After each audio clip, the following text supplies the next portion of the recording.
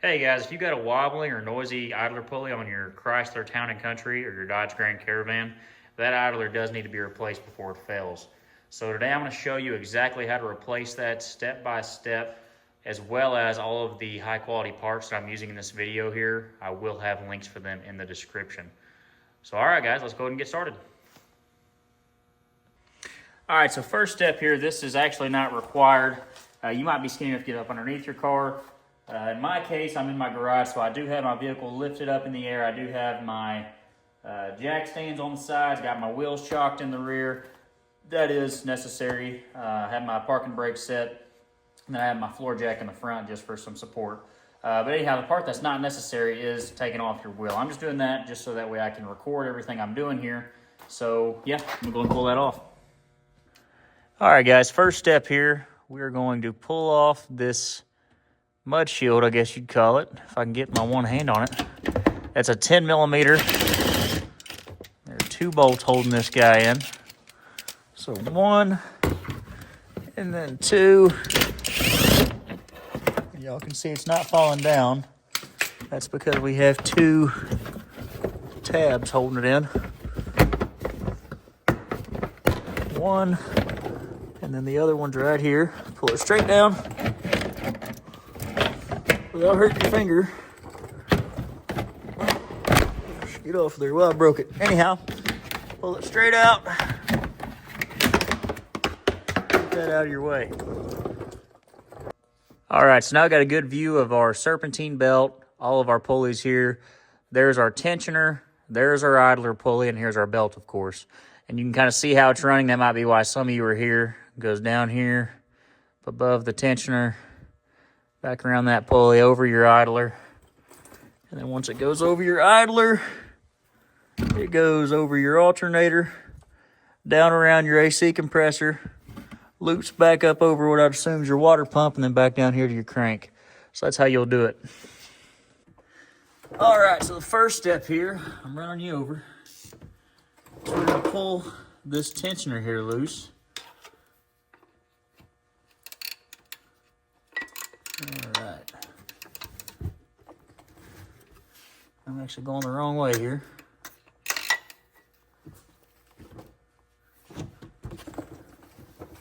Oh my.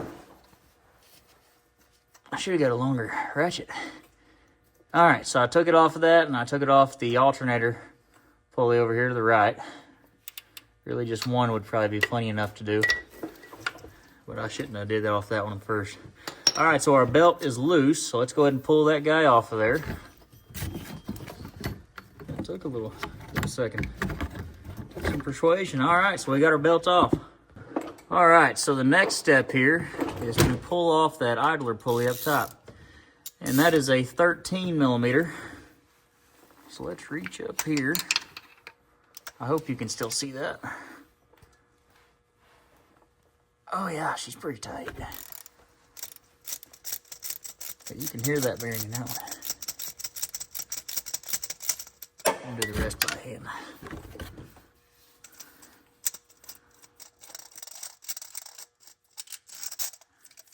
Okay. Uh-oh. So there she went. All right, so let's go ahead and put her back in there.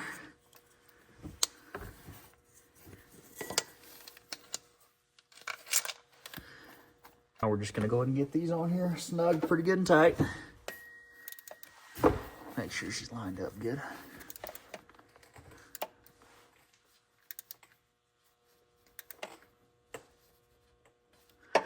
All right, she's on there pretty tight. Okay, so your next step here would be to put your belt back on. Now this is going to be a little tedious.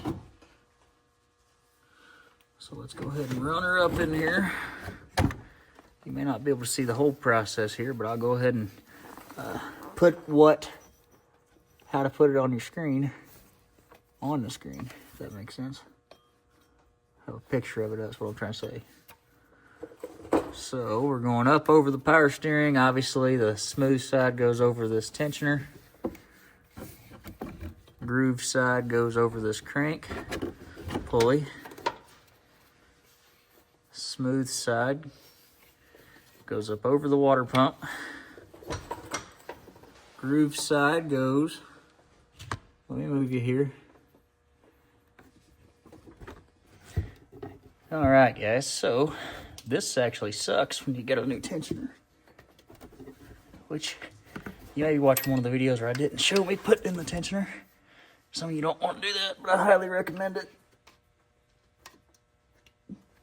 All right, so I got her seated all the way. Got her up on that smooth pulley all the way. Set her back down. Holy cow. Now, if you're just using your old tensioner, it shouldn't be that tough, but putting on this new one, it's on there pretty good. All right, so let's check it. We're on the crank, we're on the tensioner pulley, power steering, idler up top. Right here's a water pump. Down here's our AC, we're on it. Up on the top right, we're on our alternator, which you guys can't see that right now. Let me pull you off here.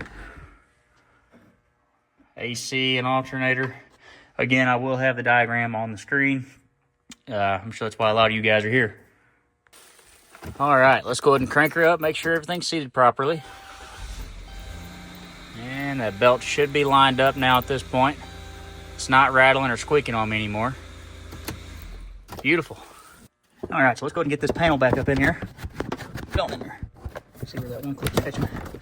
Okay, so I think you guys understand the point here. We're gonna put these two bolts in. So one here and one over here somewhere where I get it lined up. All right, so I got the two of them tightened down. Now we're gonna stick our clips back in. So we got one here, done. And then we have another one up here, which you all saw me murder that one.